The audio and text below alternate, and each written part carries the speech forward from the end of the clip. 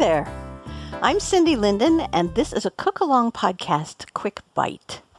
Today's podcast is for tomato lovers, the kind of people who understand that there is no such thing as a good supermarket tomato, who know that the growing season for tomatoes is short and precious, and who understand that the first bite of a really good, fresh-grown tomato from a farm stand or your backyard demands every bit of your attention. That you close your eyes, savor the sweetness, the tartness, the acidity, the brightness, without any other distractions. If that is not you, if you are not a person who loves tomatoes, there are lots of other topics in the podcast list for the Cook Along podcast that will entertain you more than this one, and I recommend you choose one of those today because I'm talking to the tomato lovers.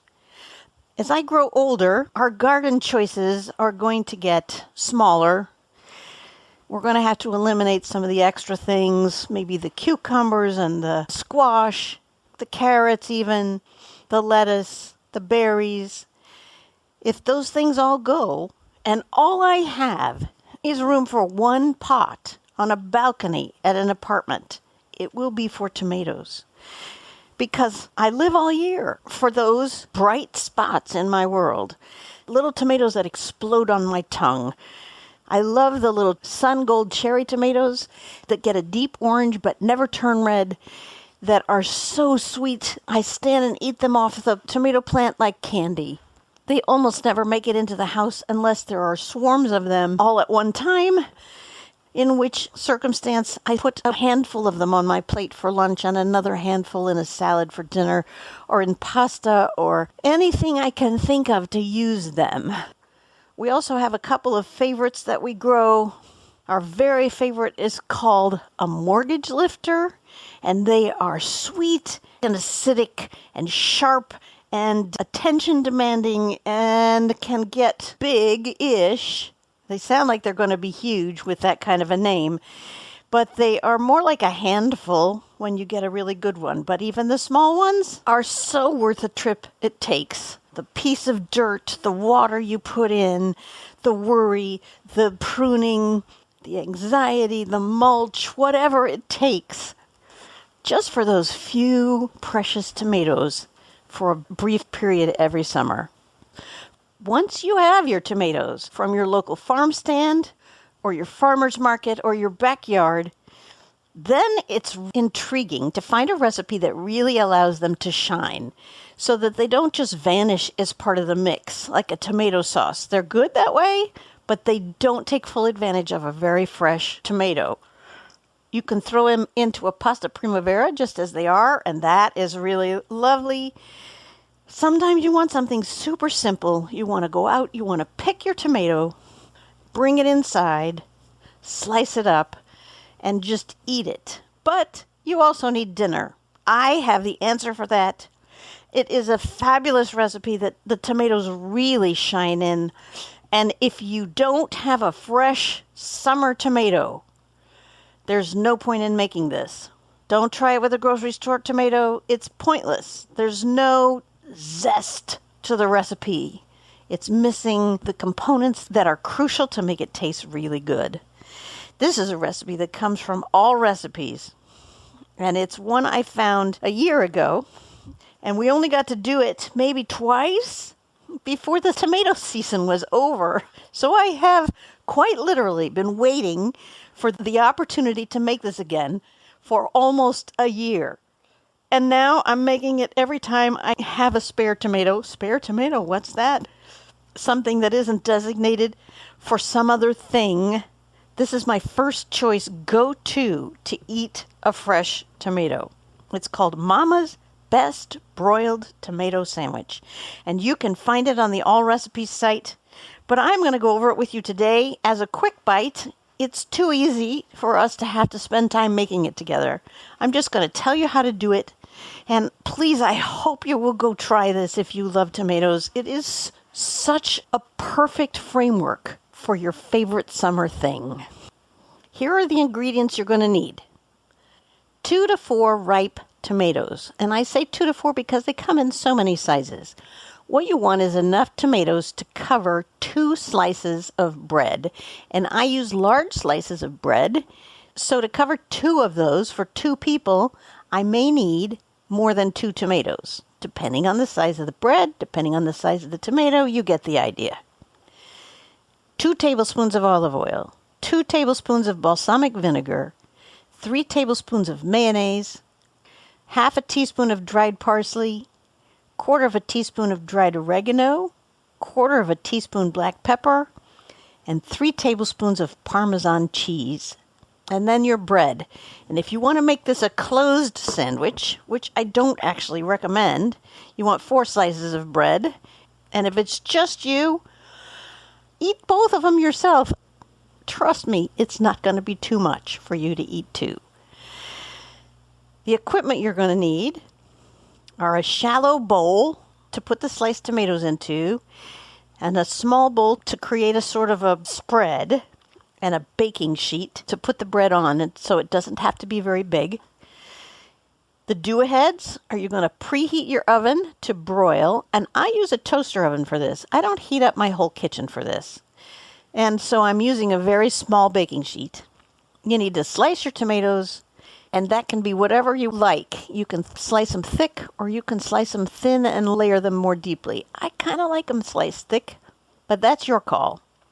And then you need to toast your bread. Again, this will serve 2 people if you're having something with it. If this is all you're eating, I think it's a one-person thing. Now, it may sound like a lot of ingredients, but it really isn't. Think about the fact that all of those spices are sort of ordinary pantry spices. Parsley, oregano, pepper. Not a big deal. And they're all dried, so you don't have to go grow something or buy something special from the grocery store. I'm sure if you cook it with me at all, that you like Parmesan cheese as well as I do, and you already have some freshly grated Parmesan cheese in your refrigerator. The olive oil and the balsamic vinegar are pantry staples. Mayonnaise you probably have, and you know what? If it's Miracle Whip or something else, it'll still be good. It'll just be a little sweeter, and if you like Miracle Whip, that's probably a good thing for you. All you have to do is whisk together in this shallow bowl the olive oil and the vinegar. And then you put your sliced tomatoes in there and move them around, stir them around. You might want to use your hand or a fork. What you want to do is get all the tomatoes soaked in that olive oil and vinegar and leave them to sit for just a few minutes. And while they're sitting, every time you walk past the bowl, you're going to stir that bowl to move different tomatoes around, okay? In the small bowl, separate from that, you're going to put your mayonnaise, your parsley, your oregano, your black pepper, and 4 teaspoons of Parmesan cheese. That's not quite half of the cheese you have pulled out to use for this. Stir that all up. And then get your toasted bread. You don't want it too brown, just a little brown and crispy. And spread that mixture on 2 slices of bread. Now, if you're going to make a closed sandwich, go ahead and make that spread go for all 4 slices so that your tomatoes are lined on both sides with this yummy cheese spread. As I said, I recommend an open-faced sandwich. It's just more fun. It's more dangerous in terms of how sloppy it is, yes, but worth it. So now what you have is a shallow bowl that you've stirred a couple of times with the sliced tomatoes in it. I'm talking, they only need to marinate in there for as long as it takes you to make this spread. Split the spread between 2 pieces of toasted bread, hopefully of a sort of large size, not your sort of square white bread, but any bread, honestly. You've spread half of the spread we created on 2 of those pieces of toasted bread. Now grab the tomatoes and split them evenly. You're placing the marinated tomatoes on top of the bread with the spread. And then you take however much Parmesan cheese you have left and sprinkle it over the top of those open-faced sandwiches. Now you put your baking sheet, because they're sitting on a baking sheet. You put the baking sheet under the broiler for 5 minutes or until the cheese turns kind of golden brown. That's it. You've got your full sandwich created. Like I said, if you want to, put a lid on it just to make it easier to eat or let it be sloppy. And if you need to, for the sake of propriety, you could, I suppose, eat it with a knife and fork. Serve it with potato chips or a farro salad that you'll find the recipe for earlier in this podcast feed, or corn chips, or carrot sticks, or whatever you feel like. This will go with almost everything, but you don't want to overshadow this lovely tomato sandwich with anything fancy. I want to say thank you to whoever Mama is at All Recipes, and I want to say you're welcome to you, because this may be the best sandwich with tomatoes on it you will ever eat. In my house, we find ourselves craving it even when we had it just the night before, and we have been known to make it more than one night in a row, and we're having it again tonight because talking about it makes me want to eat one. And we have, I think, just enough tomatoes just off the vine to make it work. And if I decide I don't, then I'm heading out to the local farm stand to buy some more tomatoes.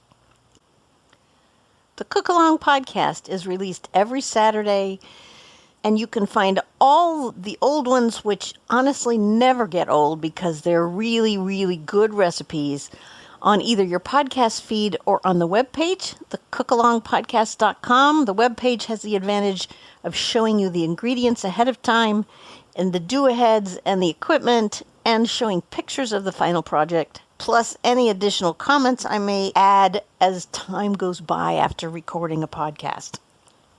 Tell your friends, please, that you listen to the Cook Along podcast. Share this recipe. This time, I don't mean just give them the recipe. I mean make it for them. Because if you know a tomato-loving friend, this will blow them away, and you will be well rewarded for having taken the few minutes it takes to make this for somebody. Tune in again next week, and until next time, happy cooking!